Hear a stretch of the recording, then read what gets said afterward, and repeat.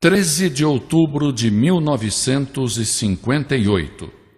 Um dia depois do primeiro culto da Igreja do Nazareno no Brasil, o missionário pioneiro Earl Mosteller registrou em seu diário: Em nosso culto éramos apenas 12 pessoas, incluindo as crianças, mas com Deus éramos maioria. Hoje estamos felizes porque, além do início desse projeto missionário no Brasil, também celebramos 50 anos de nossa igreja no mundo.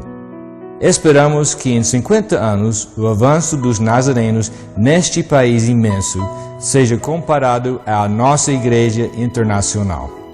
Essas palavras não foram abandonadas em um diário.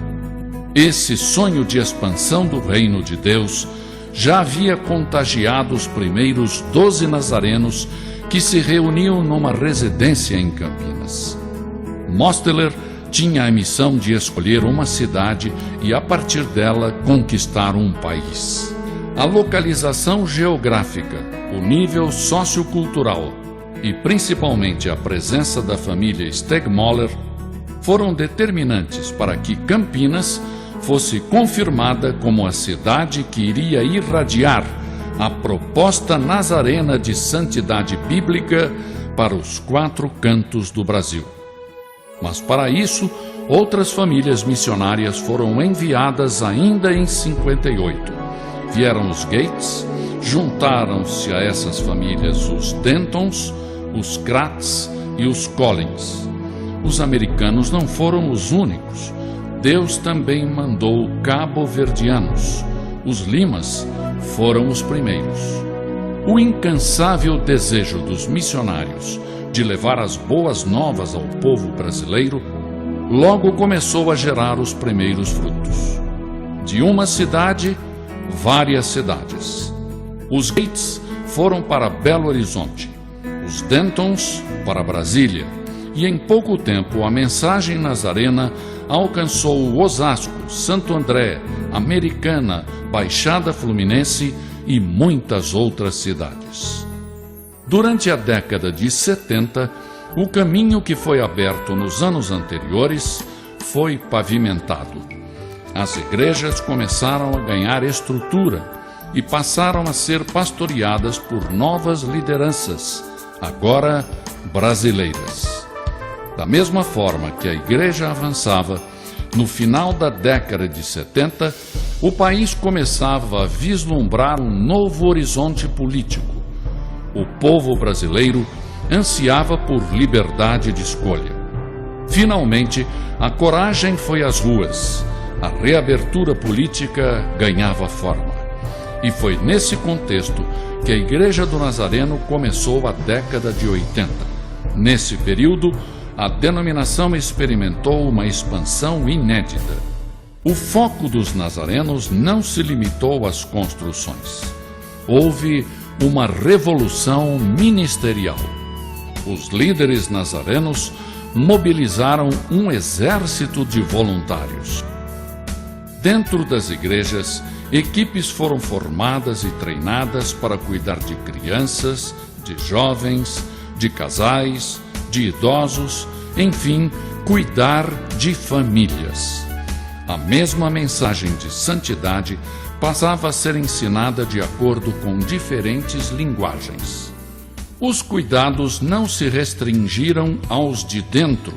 Os olhares de misericórdia se voltaram para os necessitados. Centros de compaixão, clínicas, creches, trabalho com os detentos, tudo isto permitiu que os nazarenos oferecessem o amor sob a forma de roupas, sopas, quentinhas, cestas básicas, medicamentos, auxílios funerários, cuidados médicos, reforma escolar, enfim, o Evangelho foi levado aos desassistidos.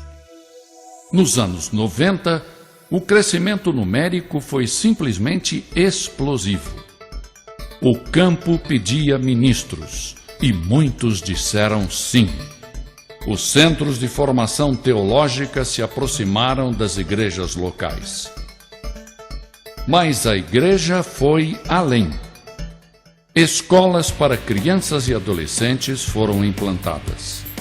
Os estudantes de pré-escola, ensino fundamental e médio, passavam a ser instruídos com o currículo que oferecia, além das disciplinas comuns, uma pedagogia cristã. As habilidades e os dons ministeriais dos nazarenos foram descobertos e estimulados durante essa caminhada. Orquestras, corais, bandas, grupos de teatro, de coreografia foram sendo formados e tudo isso foi usado para promover o Evangelho em grandes concentrações públicas. De vários estados, um país. O crescimento estatístico forçou uma nova organização administrativa. A denominação internacional passou a considerar o Brasil uma sub-região. Isso significa que o Brasil tem importância crucial para o desenvolvimento da denominação como um todo no mundo. E esta sub-região tem áreas estratégicas que envolvem os distritos que, por sua vez, cuidam das igrejas em todo o território nacional. Hoje, muitas fronteiras geográficas foram desbravadas, das águas do rio Amazonas até as serras gaúchas, dos vilarejos do sertão nordestino aos grandes centros urbanos. A cada nova estaca, um novo sonho, e o poder do Evangelho sendo vivenciado a cada novo dia. As palavras escritas no diário do Dr. Mosteller quando chegou ao Brasil continuam vivas, presentes no coração de cada nazareno brasileiro. 50 anos se passaram. Éramos 12 então. Hoje somos quase 100 mil e já edificamos cerca de 500 igrejas. Essa não é a história de um povo que apenas construiu paredes, mas sim de um povo que se alegrava e se alegra ao ver o espaço vazio das igrejas ocupado por pessoas impactadas pelo poder do Evangelho.